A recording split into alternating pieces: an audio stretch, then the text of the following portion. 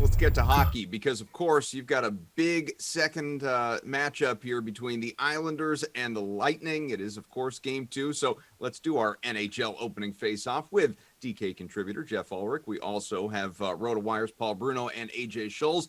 Fellas, thank you for joining us here. And let's talk with the Isles first. All right, they drew first blood, 2-1 victory in game 1. And AJ, I mean, Matt Barzal, he solid. 4th goal, obviously, of these playoffs so far, stayed hot. 7th point his last 6 games.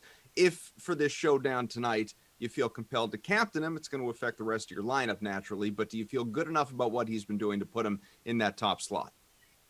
Well, I'll say this, I don't feel bad about it when you consider that Barzal is still less than Kucherov, Vasilevsky, Sorokin, and even Braden Point. But I would actually rather go further down the list and look at Josh Bailey here at just 9,300 so that you can fill out the rest of your lineup with top talents. And you're getting Bailey red hot right now. He's got 5 points in his last 3 games. So I get that's maybe a riskier play. So, maybe Bailey for the GPP, Barzal for the cash game, like some sort of breakdown like that. I certainly don't feel bad about it. But for me, to try and take down those top tournaments, I'm going to look to Bailey instead.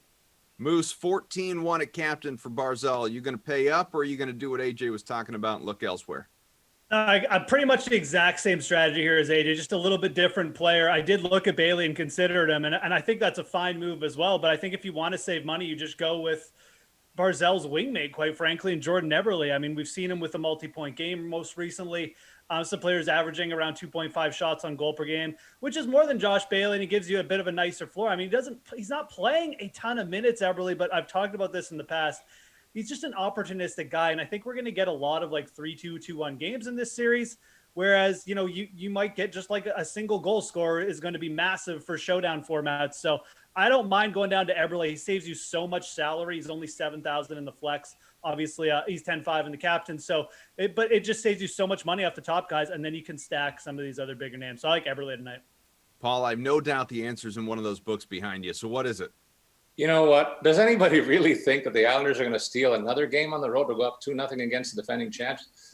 Tampa won't mess this up tonight. I don't know what these other guys are talking about. So I'm going to go and not mess it up myself by going with Vasilevsky and the Nets for the Lightning to bounce back. I agree with Geoff. It's going to be a low-scoring game, and I think the lowest score is going to be on the Islanders side of the ledger. So this series will shift over to the Island, but it'll be tied up. And unless somebody gets a hat trick, Vasilevsky's the guy to pick tonight. Just because I never tire of listening to our guy Pablo right here. What do you got for value tonight? What stands out?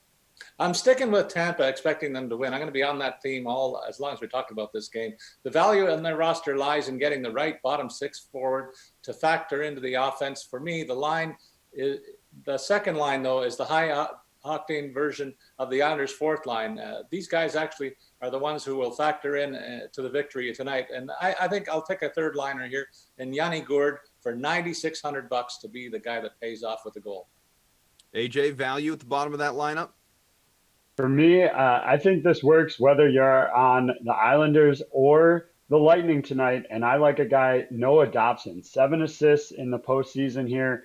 He's got 13 shots in the last 6 games, comes in at just 4,400. So even if you're on the Lightning, if you want to just, essentially punt more or less and take one low Islander, I think Noah Dobson's your guy. Obviously, if you're on the Islanders to win tonight, you still should consider using Noah Dobson here.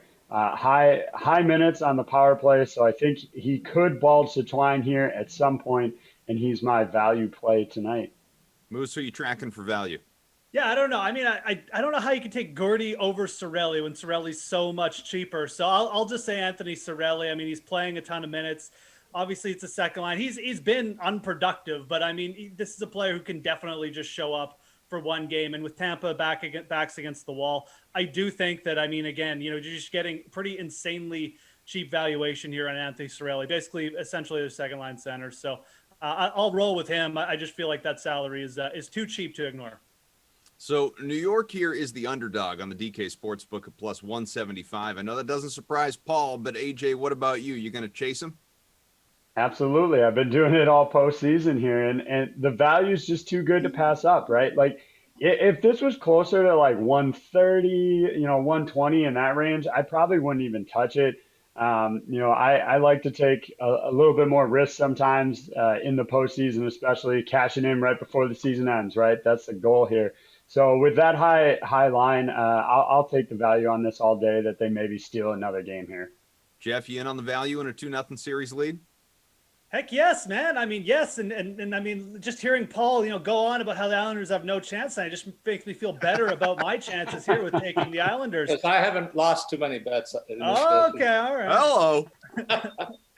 No, I mean, obviously, I just feel like the line is too big. I mean, plus 175, it's just disrespectful, like, quite frankly. I mean, it's a team that played Tampa Bay straight up. I mean, scoring chances, whatever. It's not like they fluked out to like a 50 save win in game one. This was a very close game. And we've seen Tampa in the playoffs have trouble with teams like the Islanders. I just don't feel like this line is giving Islanders enough respect.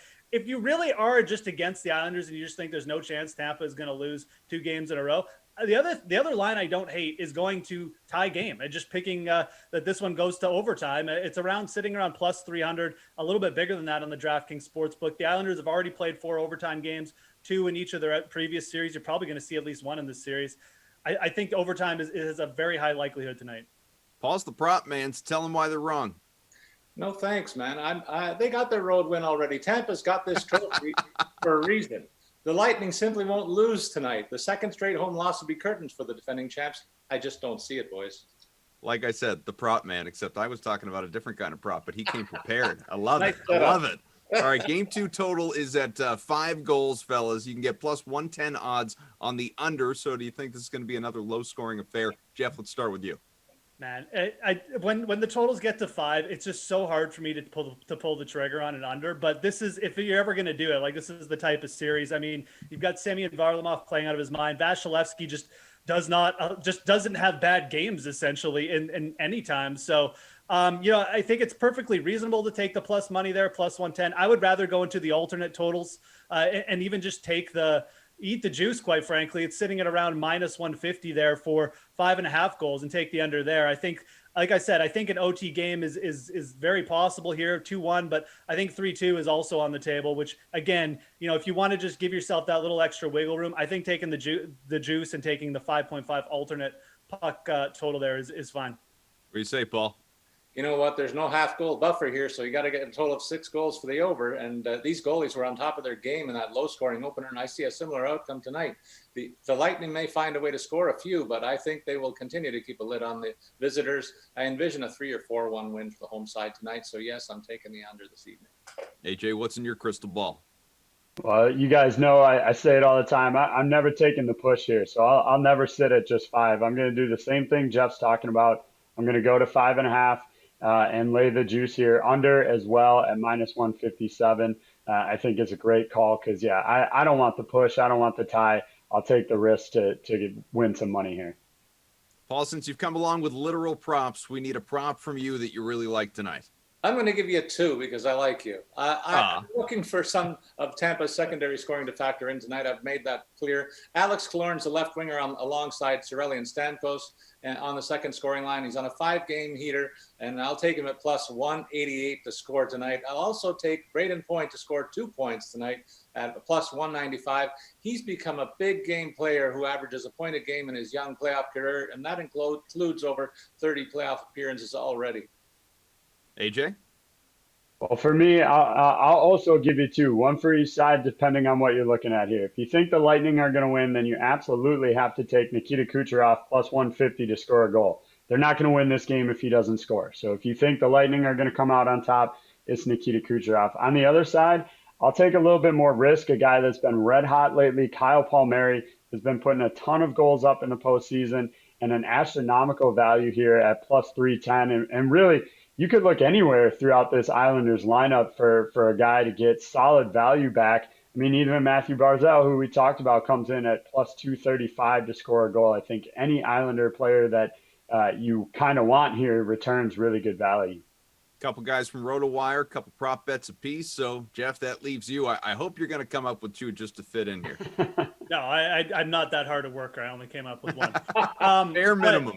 And again, I'll just write off AJ's coattails. We talked about this like the entire last week. The props on the Islanders forwards are just they're just screaming with value. I mean, they're just, again, they're being treated as if they scored no points or something every night. I'll just stick with my Jordan Eberle call to score a point here. He's got 8 points in his last 10 games. I mean, he got a point in the last game. They're not even clicking on the power play yet. I think you just keep riding these cheap, I shouldn't say cheap, these well-priced forward props, you know, for in the points in the goal scoring department, whichever you feel like. I think the Palmieri at plus 300 to score goals fine, but I'll just go a little bit more conservative and just say Jordan Eberle gets a point tonight. It's plus 100. It's good value from what he's done so far in the playoffs.